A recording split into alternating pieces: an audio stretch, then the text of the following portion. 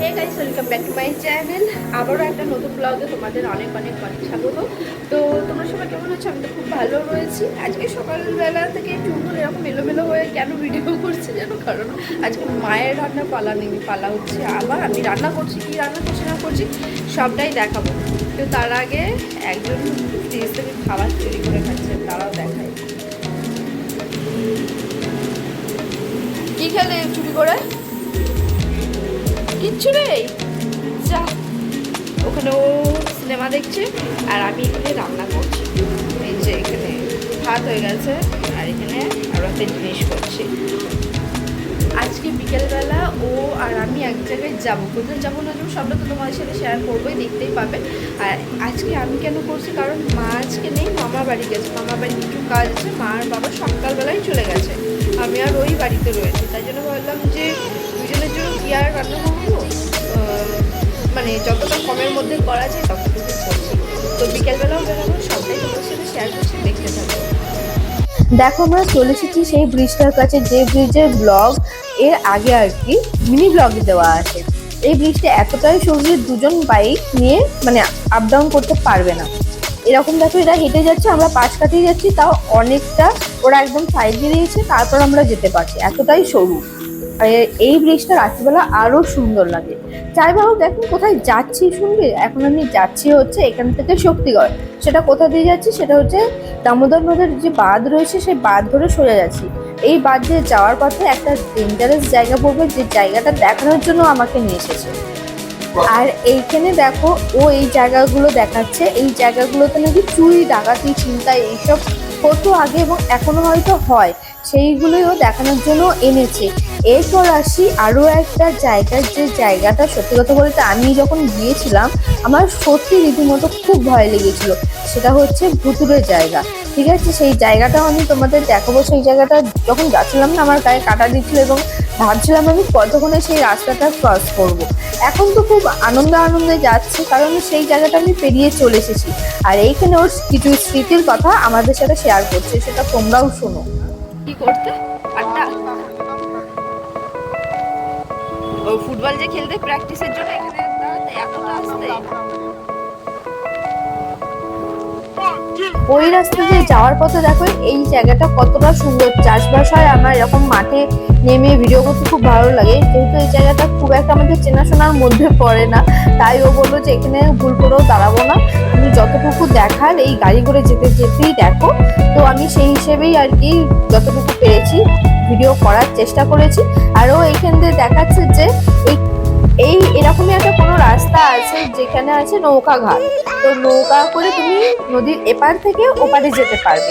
আর আরো একটা জিনিস আছে, সেটা হচ্ছে বাঁশের ব্রিজ, যেটা আমি দেখতেও পাইনি এখনো পর্যন্ত, তোমাদেরও দেখাতে পারিনি। হয়তো সেই জায়গায় এখনো আসেনি, ও ভুলভাল রাস্তা আমাকে দেখাচ্ছিল। যাই হোক, যাওয়ার পথে দেখো এখানে কত বালি তোলা রয়েছে, পুরো পাহাড়ের মতো চূড়ো করা রয়েছে। যেতে যেতে আর কিছুক্ষণ পরেই আসবে সেই রাস্তা, যেই রাস্তা দেখানোর জন্য আমি ব্লগটা করেছি আর কি। তো চলো দেখি কতক্ষণে আসে সেই জায়গা। কথা বলতে বলতে চলে এসেছি আমি সেই রাস্তায়, যে রাস্তা দেখানোর জন্য এই ব্লগটা। দেখতে থাকো।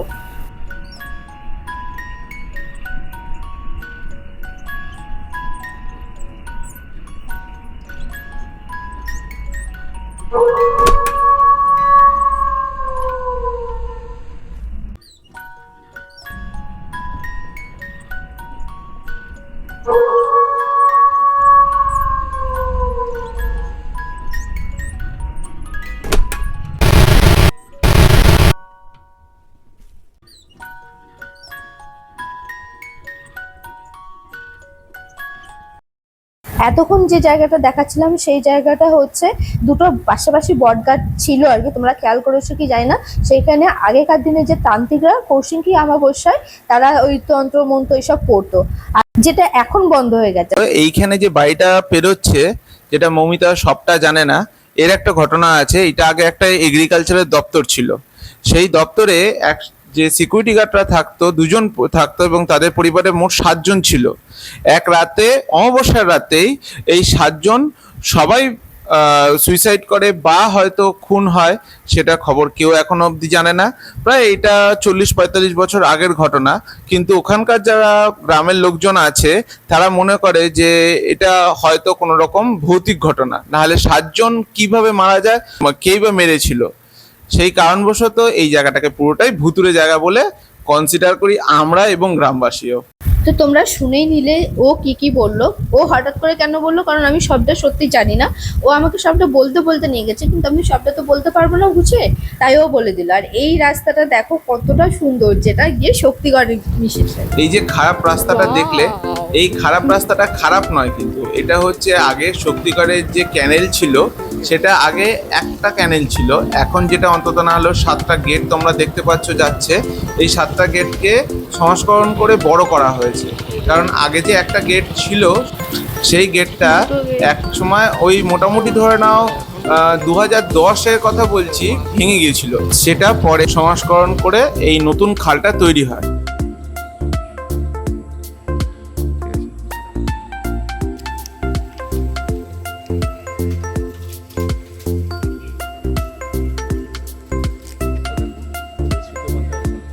কোথায়?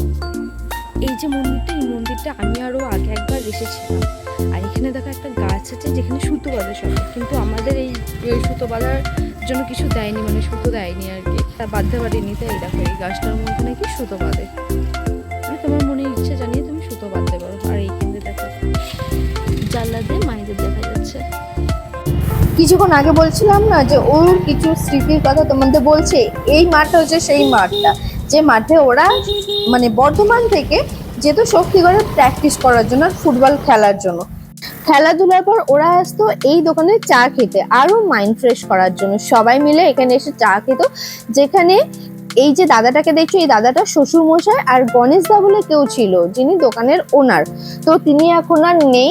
এই দাদা এখন সমস্ত দোকানটাকে দেখাশোনা করেন, আর দোকানে উনিই থাকেন। তো এখান থেকে আমরা চাটা খেয়ে বেরিয়ে যাব বাড়ির জন্য। দেখো বলতে বলতে আমরা চলে এসেছি প্রায় বর্ধমান। তো বৃষ্টি পড়া শুরু হয়ে গেছে। আমাদের ইচ্ছা ছিল যে রথতলায় যাব, ওখান থেকে রথ দেখে তারপর আমরা বাড়ি ফিরবো, কিন্তু এত বৃষ্টি শুরু হয়ে গেছে আমরা আর ওদিকে যাওয়ার রিস্ক নিইনি, বাড়ি চলে গিয়েছিলাম। আর রাস্তা হচ্ছে তাই এরকম বালি মাটি সব জড়ো করা রয়েছে। যাই হোক, আজকের এই ব্লগটা তোমাদের কেমন লাগলো অবশ্যই কমেন্টের মাধ্যমে জানিও। ভালো লাগলে একটা লাইক করে দাও। চলো টাটা।